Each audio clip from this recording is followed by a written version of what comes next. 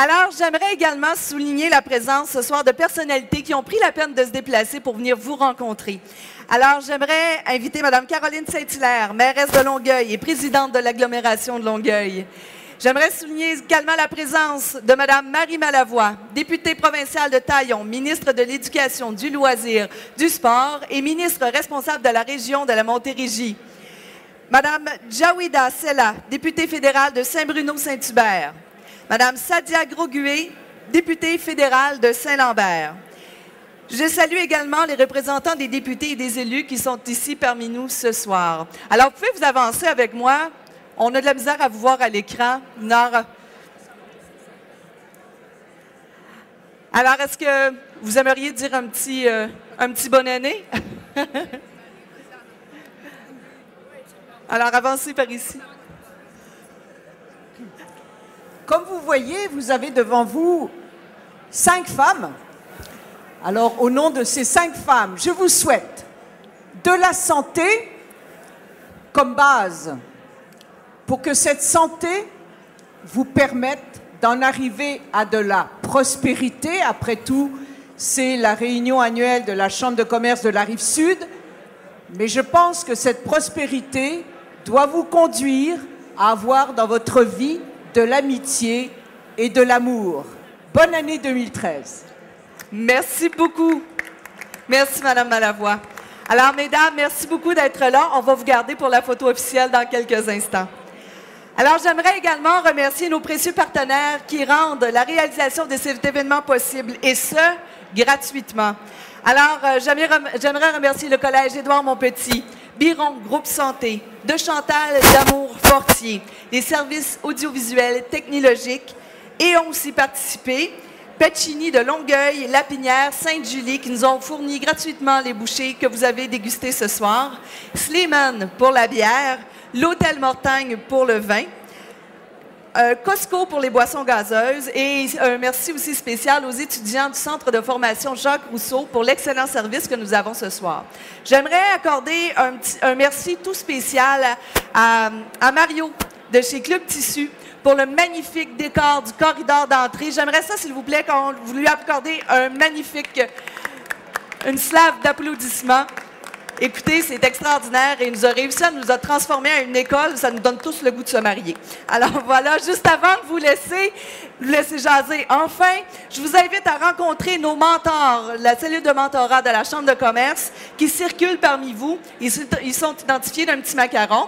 Et ensuite, je vous invite à dénicher les membres de l'aile jeunesse de la Chambre de commerce. Et si vous allez les voir, leur serrer la main, ils ont des certificats pour vous à vous remettre, des certificats cadeaux. Alors, ça suffit. On se revoit vers 7h moins quart pour nos fameux tirages. Merci beaucoup et passez une excellente soirée.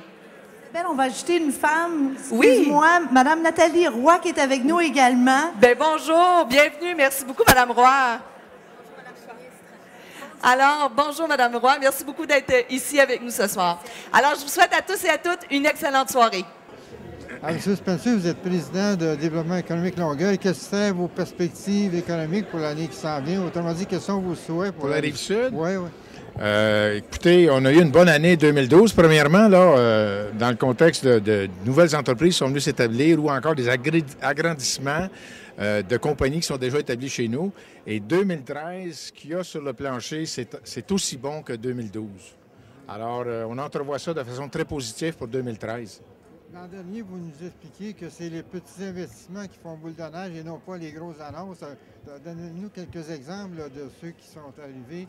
Puis est-ce qu'il y a des perspectives là, pour certains noms qu'on connaît pas? Ben ça, je pense qu'il faudrait poser la question à Gilles, bien plus là, que moi, là, dans ce contexte-là. Mais je te dirais qu'il y a au moins, dans l'agglomération complète, là, à peu près une quinzaine de projets qui se sont matérialisés.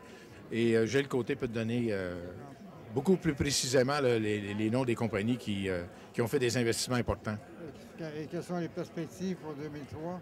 2013? 2013, excusez-moi. Non, mais c'est ça, je te disais, c'est un peu la même chose.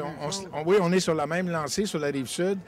Pour toutes sortes de raisons. En grande partie, je dirais, pour la disponibilité de certains terrains fort intéressants qu'on a, mais aussi compte tenu des infrastructures qui se font sur Montréal, puis qui fait en sorte qu'il y a des entreprises de là-bas qui regardent sérieusement venir s'établir plus près des grandes voies de circulation, surtout depuis l'ouverture de la 30 jusqu'à Vaudreuil, là. Justement, la 30, c'est bien beau, mais il semblerait que déjà la section entre Sainte-Julie voyons, du côté de la 10, oui. Que c'est déjà... Entre la 20 et la 10, c'était déjà encombré. Est-ce qu'il y a un mouvement déjà pour demander l'élargissement de la 30? Pas à court terme. Là.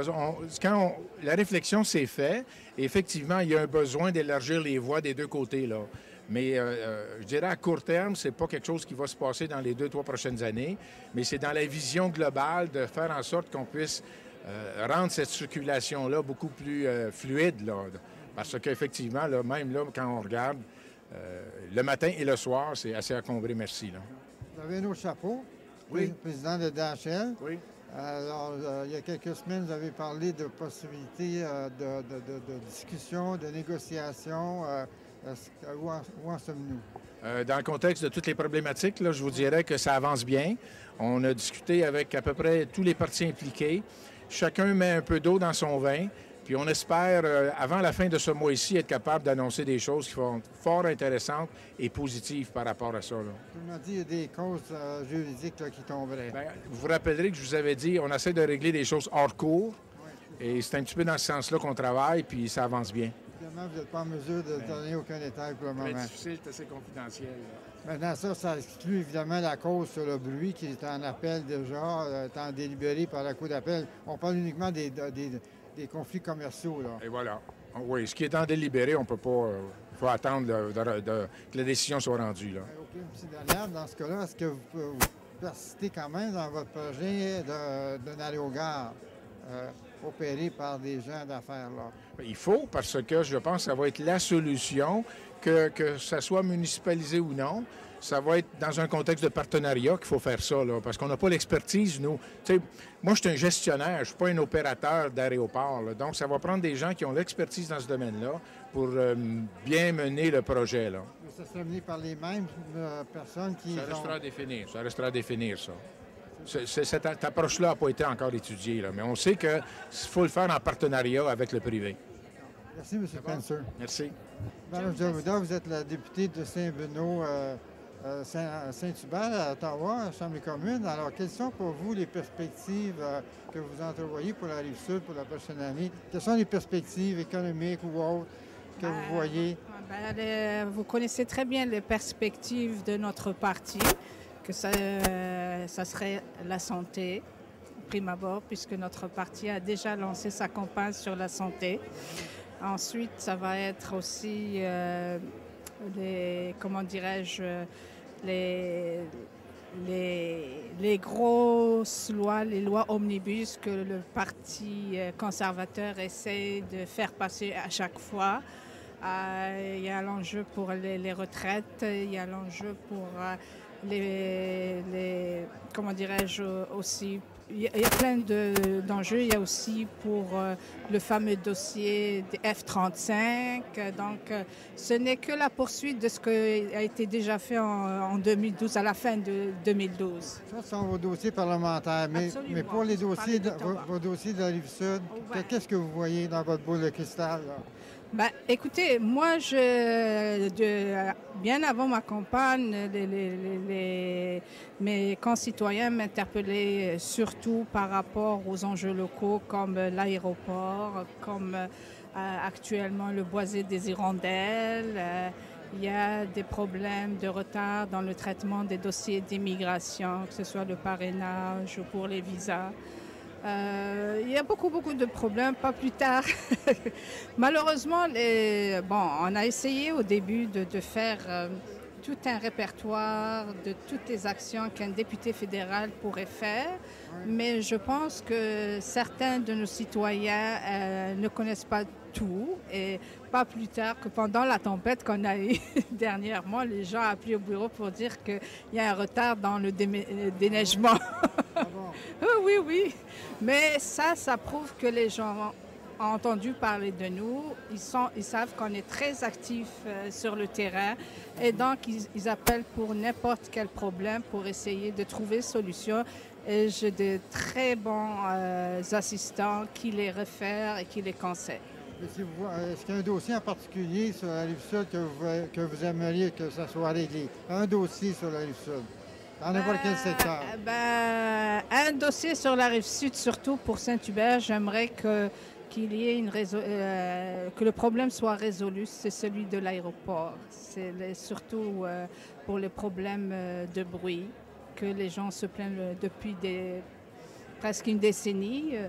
Donc, j'aimerais bien que ce problème-là, j'aimerais que l'année 2013 va dénouer ce problème-là et que les choses se fassent de façon, comment dirais-je, très ouverte et que les partenaires dans ce dossier se parlent pour éviter plus de nuisances sonores pour les riverains.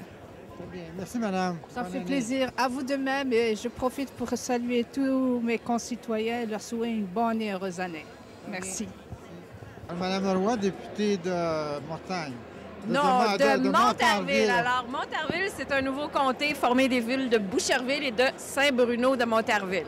Quelles sont vos perspectives pour votre circonscription dans l'année 2013? Bien, on sait qu'ici, entre autres, à Boucherville, c'est un des parcs industriels les plus performants. Plus de 23 000 personnes y travaillent.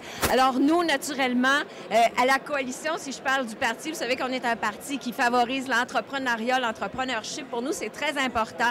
Alors, naturellement, que toute l'aide que nous pourrons apporter, nous allons tenter de le faire. Maintenant, si je parle en tant que député, c'est la même chose. On favorise l'entrepreneuriat, on veut aider l'entrepreneurship. Est-ce qu'il y a des problèmes que vous voyez sur la Rive-Sud qui devraient être réglés cette année? Des problèmes? Il n'y a que ça, des problèmes. OK, on écoute. On écoute. Je ne vous arriverai pas ce soir, là, avec des réponses pour tous les problèmes. Seulement des souhaits. Pardon? Des souhaits? Des souhaits. Bien, naturellement, ce qui touche surtout les gens, là, concrètement, tous les matins, tous les soirs, là, c'est le fameux transport. Hein? Et les entrées vers les ponts, les entrées, les sorties. On sait qu'il y a des travaux qui s'en viennent, entre autres avec Hippolyte Lafontaine. La circulation, c'est compliqué. Reste à espérer que le ministère des Transports, les ingénieurs au ministère, les fonctionnaires du ministère pourront faire en sorte là, qu'on va pouvoir rentrer puis sortir un peu plus facilement. Parce que dans le dernier budget qui a été présenté par le gouvernement Marois, il n'y a rien pour le transport en commun. Il n'y a rien pour le transport en commun sur la Rive-Sud, alors que nous, ce que nous disions, c'est avant de penser de faire un métro, il faudrait peut-être aider puis investir au niveau des transports en commun, puis il n'y a rien dans le budget. Alors, il va falloir faire des pressions pour... On va voir avec la rentrée, justement, ce qui s'en vient avec les travaux qui s'en viennent, dans quelle mesure là, la congestion va perdurer, mais ça serait important qu'il se passe quelque chose parce qu'il n'y a pas eu d'investissement fait à cet égard-là, alors que les citoyens de Boucherville, les citoyens de Saint-Bruno aussi, eux, sont pris sur la 30 un peu plus loin, et les citoyens de Boucherville, eux, avec la 20, et l'accès avec, justement, le tunnel où Hippolyte Lafontaine. Ils sont un peu prisonniers, c'est déjà embouteillé. Alors, nous, ce qu'on se demande, c'est pourquoi est-ce qu'il n'y a pas d'investissements qui sont faits au niveau des transports en commun. Il n'y en avait pas dans le budget. Donc, ça, c'est la question que je pose. Vous me disiez des vœux. Bien, j'espère qu'on va revenir sur la question, puis on va faire en sorte qu'on va trouver des solutions. Justement, est-ce qu'il faudrait que la 30 entre Sainte-Julie et Saint-Bruno soit élargie parce que c'est déjà un bouchon, là? Bien, en fait, avant d'émettre plusieurs hypothèses, il faudrait peut-être qu'on étudie quelles seraient les solutions, mais des solutions à moindre coût pour le moment, parce qu'il faut faire avec les budgets qu'on a, avec les sous qu'on a. En réalité, je voulais terminer avec ça, c'est qu'on a beau dire que la 30 est ouverte dans l'ouest, oui, mais si ça bouge dans l'est, on n'est pas plus avancé. On n'est pas plus avancé. Et moi, ce que je disais en campagne électorale et ce que je répète, c'est qu'il faudrait qu'on se penche de façon intelligente sur les alternatives, sur les solutions à apporter, mais de façon concrète et de façon à ce qu'il y ait une concertation, mais une logique entre les différentes villes de la Montérégie. Parce que vous avez Boucherville, par la suite, vous avez Saint-Bruno, mais vous avez Brossard, vous avez la Prairie. Il faudrait qu'on s'entende tous ensemble pour arriver avec des solutions concrètes pour pas qu'une ville souffre au détriment de l'autre. Et là, tout se fait en silo. Il faudrait qu'il y ait une étude concertée, puis des moyens ou des façons de tenter le désengorgement, comme nous le préconisions avec des transports en commun, des choses abordables qu'on pourrait faire. Et puis là, ces études-là, bien, il faudrait les faire. Parfait. Merci, madame. De rien. Bonne soirée, vous aussi. Alors, M. Fortier, l'année 2013, qu'est-ce que ça représente pour vous? Quels sont vos souhaits, vos vœux pour la Rive-Sud? Écoutez, en 2013, ça va être une excellente année. J'en suis profondément convaincu. Le pont Champlain, on a des super bonnes annonces de ce côté-là. On espère qu'il va y avoir beaucoup de pression sur le... Écoutez, on est très bien représenté sur la Rive-Sud avec de nombreux ministres que nous avons. Alors, on espère qu'il va y avoir du déblocage de ce côté-là au niveau des bretelles d'accès pour le pont Champlain. Notre transport collectif sur le pont Champlain, hein, parce que c'est de compétence provinciale. Donc, pour ça, ça va aller super bien. L'économie va bien, les taux d'intérêt sont bons, puis on est conscient qu'il y a beaucoup de travail à faire pour mettre la Rive-Sud à l'endroit où elle mérite d'être, c'est-à-dire en premier rang. Mais on pense bien qu'on va y arriver.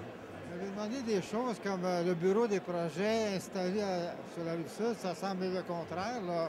C'est un détail, ça, ou c'est important? On a demandé le bureau des projets. Le ministre nous a répondu jusqu'à maintenant qu'il y avait déjà des locaux disponibles à Ville-Saint-Laurent. Bon, maintenant, il faut regarder là qu'est-ce qui est le plus logique. On est un contribuable. On veut s'assurer que l'argent des contribuables soit bien dépensé. Nous, on est probablement convaincus qu'il va y avoir des économies d'échelle à réaliser si le bureau est installé sur la Rive-Sud. On ne fera pas une grosse chicane avec ça, mais quand même, on trouvait ça important d'en informer le ministre. Juste pour terminer ce Champlain, c'est seulement une année là, sur un projet de 10 ans. Qu'est-ce qui va se faire en 2013? Vous savez, le problème là, du pont Champlain, c'est pas la construction. À partir du moment où les entrepreneurs vont arriver et vont se mettre à ériger, je suis convaincu que ça va bien aller.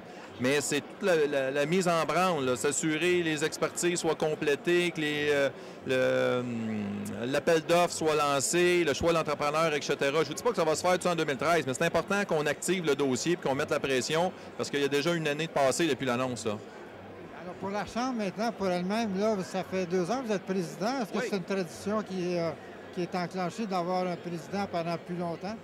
Écoutez, on a eu plusieurs commentaires à l'effet qu'une année, c'est très court. Hein? On arrive et on quitte. Alors, 2 ans, c'est mieux. Par contre, 2 ans, c'est beaucoup plus difficile pour le président et la présidente. Hein? Ça l'exige du temps, ça l'exige beaucoup de l'argent, des commandites, etc., etc. Donc, on laisse ça au choix du président. Vous engagez minimum 1 année, maximum 2 années. Et si vous avez de l'intérêt pour poursuivre une 2e année, sur la recommandation de votre conseil d'administration, si le conseil d'administration accepte, à ce moment-là, vous pouvez revenir pour une 2e année maximum.